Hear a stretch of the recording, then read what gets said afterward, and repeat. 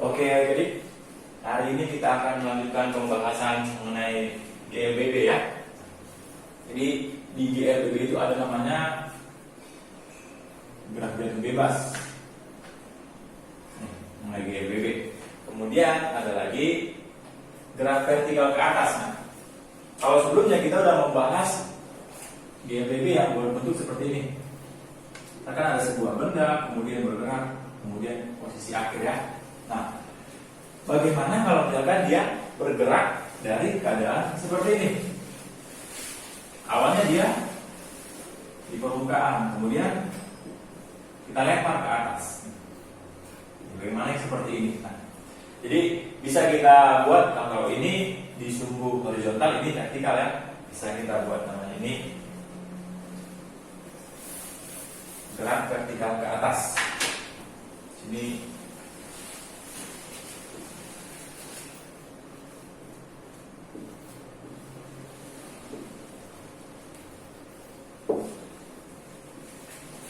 atas,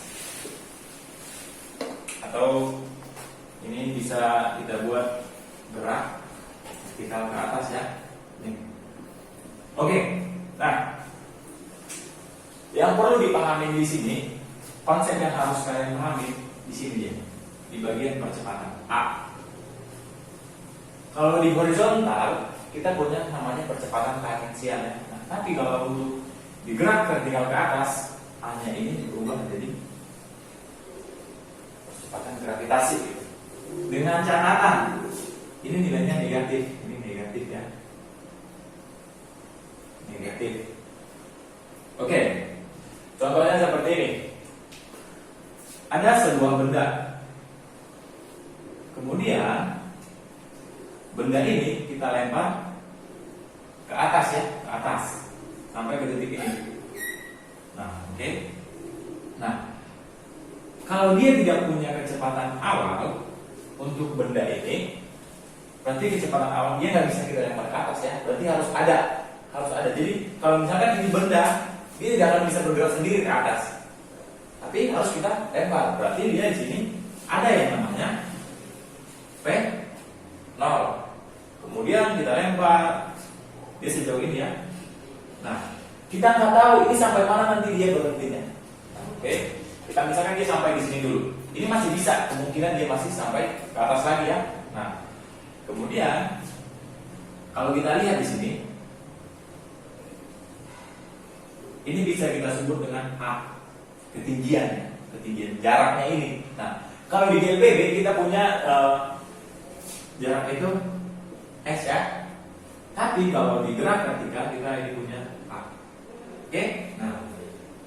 Oke. Kemudian setelah dia kita lempar dengan kecepatan awal tadi, dia bergerak ke atas, pasti dia di suatu titik akan berhenti atau akan naik terus. Berarti dia punya yang namanya kecepatan akhir ya. Nah, jadi konsepnya sebenarnya kita bergerak dari GLBB yang sudah kita bahas sebelumnya. Kita lihat VT sama dengan P0. Oke? Kalau di GLBB sebelumnya kita punya plus min ya. Nah, tapi kalau di sini ini kita tidak pakai lagi. Kenapa? Karena nilai A di sini, ingat kalau sebelumnya kita punya nilai plus min karena A di GLBB horizontal kadang dipercepat dan diperlambat. Nah, kalau kita lihat begini, nah gravitasi bumi itu arahnya kemana? Ini G ya. Nah, bendanya kita lempar ke atas, berarti dia melawan gravitasi bumi. Itu makanya dia nilainya negatif. Maka ini langsung aja kita buat nilainya di sini min. Apa yang sama di variabel? Di situ ada saya tulis bahwa A itu sama dengan G. Berarti ganti terjadi gravitasi bumi. Kemudian waktunya sama. Nah, ini dia. Yang pertama. Nah, kemudian kita lihat di sini ya bahwa nilai S itu sama dengan A. Oke, kita buat di sini. Berarti di sini kita ganti jadi kalau awalnya di sana kita buat S, kita ganti jadi A. Nah, punya kecepatan awal Kemudian ingat, kita lihat di situ. Kita tidak pakai plus min lagi ya. Jadi min setengah G dikali T, ini kuadrat ya. Ini kuadrat. Oke. Kemudian lihat lagi.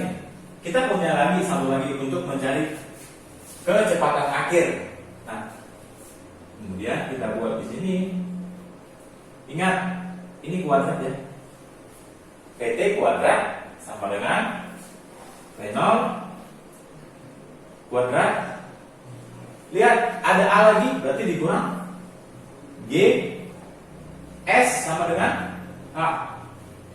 2 G H. Ada 2 ya. Dikurang 2 G H. Nah, ini dia. Ini pada keadaan kita belum tahu apakah dia sudah sampai di titik tertinggi. Kita belum tahu. Tapi kalau bentuknya seperti ini bisa kita anggap H sejauh ini ya. Ini saya ada buat tanda panah di sini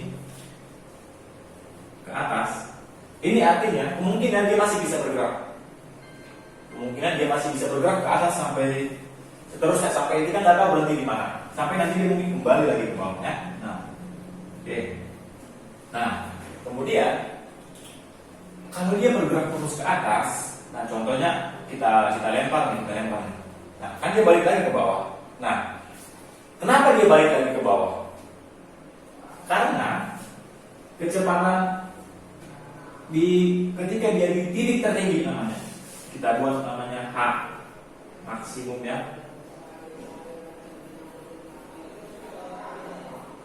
Ini H maksimum. Kalau untuk H maksimum, dia udah sampai di titik tertinggi. Jadi syaratnya nilai VT sama dengan 0. Kenapa saya katakan begitu? Nah, kalau dia masih punya kecepatan, kalau VT-nya ini tidak sama dengan 0, maka dia akan terus bergerak ke atas. Nah, karena dia udah nggak punya kecepatan sama dengan 0, atau kita sebut itu di titik tertinggi, nah, nilai VT-nya itu 0. Ini kecepatan akhirnya itu 0. Jadi kalau kita masuk ke persamaan ini, ingat VT sama dengan V0 min G T. Apa yang nilainya 0? VT kita ganti ya. 0 sama dengan V0 dikurang G T. Nah, berarti kalau misalkan berapa waktu yang diperlukan untuk mencapai titik tertinggi, berarti yang diminta T ya. Nilai T sama dengan V0 per G. Ini dia. Misalkan begini, kalau kita anggap ini dari titik tertinggi, di sini titik tertingginya, berarti waktu yang diperlukan benda ini untuk sampai ke sini berapa gitu. Kalau ini kita anggap titik tertinggi, ini masih boleh bergerak lagi ke atas sampai seterusnya. Oke?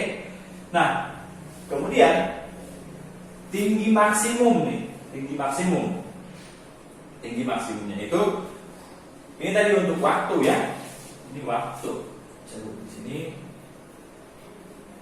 Waktu untuk mencapai titik maksimum. Nah, jarak maksimumnya berapa gitu. Jadi kalau misalkan ini minta jarak maksimum, berarti yang kita minta ingat S itu sama dengan H. Jadi ini H untuk maksimumnya. Berarti kita ambil yang mana? Mana kita ambil? Boleh? Ini boleh ini? Boleh ini enggak? Boleh ini enggak? Nah, berarti kita pakai ini ya, yang punya H. Berarti VT kuadrat sama dengan V0 kuadrat dikurang 2G H. Oke. Apa yang katanya 0? VT ya. Berarti 0 sama dengan, lihat di sini. Ini tetap V0 kuadrat dikurang 2G H. Nah, jadi kalau misalkan diminta di sini H, berarti kalau diminta di sini H, berarti V0 kuadrat per 2G. Ya. Nah, ini satu nih. Ini untuk mencari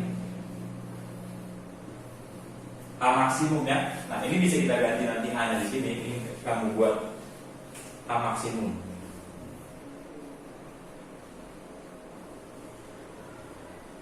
Oke.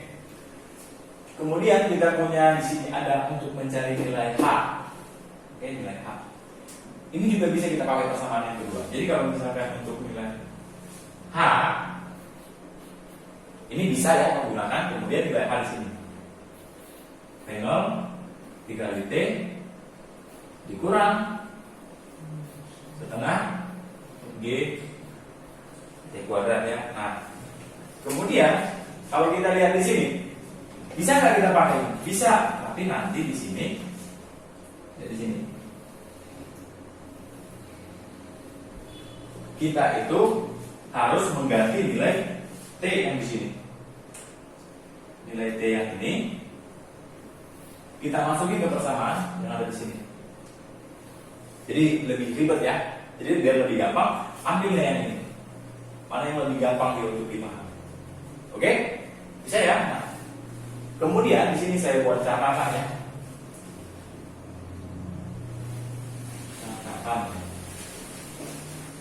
Cara menghitung untuk menentukan jarak ditentukan dari posisi semula. Ini posisi semula ya. Jadi ini kalau misalkan saya buat di sini ini bergerak sampai ke titik ini, kita misalkan di sini ada 2 meter, misalkan bendanya sampai di sini. Nah, jadi hanya kamu ukur dari titik ini sampai ke sini, jangan dari atas, ya. Cara menentukan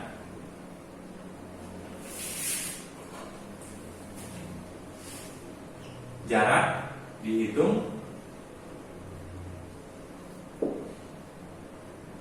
dari posisi semula. Oke? Nah, jadi ini dia untuk gerak vertikal ke atas. Oke. Jangan lupa subscribe, nyalakan lonceng notifikasi, like, dan share video di channel ini ya teman-teman. Terima kasih.